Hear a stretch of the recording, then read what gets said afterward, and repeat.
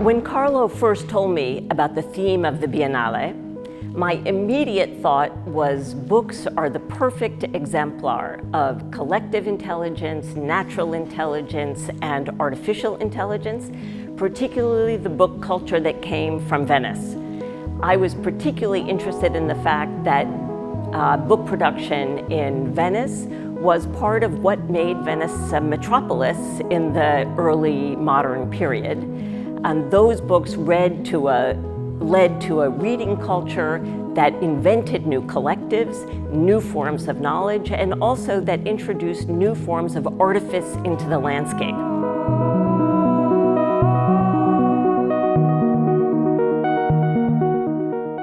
Paper has a long history, from papyrus and scrolls to animal skins used in parchment and vellum and so forth.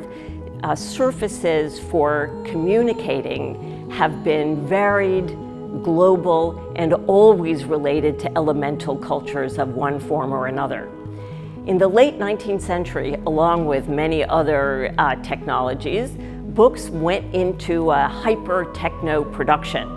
While we think of that primarily in terms of increase of access to books because replicating books in large numbers became less expensive, it's also the moment when books became toxic.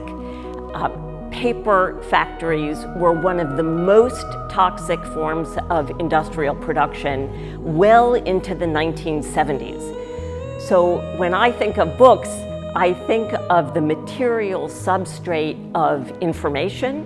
Today we would have to think of primary elements, minerals, and so forth that are being mined, but thinking about the relationship between paper and information before the 20th century is another way to think about the material footprint, if you will, of information. Information always has a cost, and one of its costs has to do with its ecological footprint. So all of our books are in the pavilion are recycled, pre-modern, and therefore are trying to evoke a moment in which books and their paper were related to a culture of recycling and the recomposition of natural elements, so to speak, rather than the introduction of toxic waste into the environment.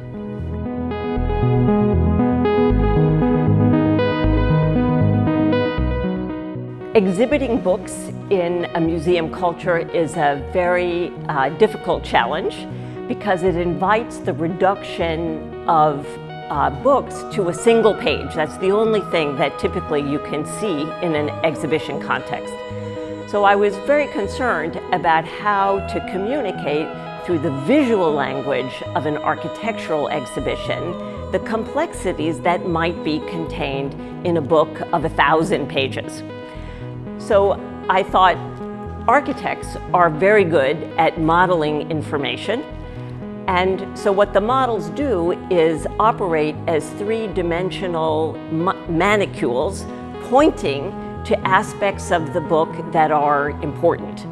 The books, of course, are accompanied by QR codes that enable people to view the entire thing on their own time. But by looking at a particular spread of a 19th century book and understanding it in relation to its modeled interpretation by a contemporary architect, the entire history of architecture from the early modern period to the present is hopefully collapsed in a telegraphic mode of communication.